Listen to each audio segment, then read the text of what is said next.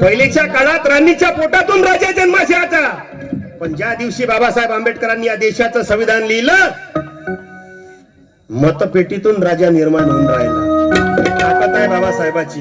मग तो हिंदू असो, बुद्ध असो, ख्रिश्चन असो, चांभार, धनगर, तेली, नाभी, मातंग, ब्राह्मण, सर्वांना एका समान मताचा अधिकार दिला बाबासाहेबांनी.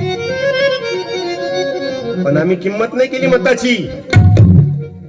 एक म्हैस जर घ्यायला मार्केटमध्ये जाण तर 80,000 रुपयाची म्हैस आहे.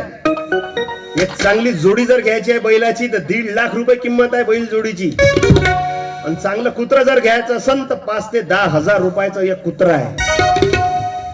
आणि काही काही मुर्दाड लोक आपलं मत विकते 500 रुपयात. काही काही गावात नारा चालू आहे, जो पाजन दारू न खाऊ घालन मटन त्याच्याच नावाचं दाबू बटन. मग एक वाटी रस्सा 5 वर्ष बोंबलत बसा.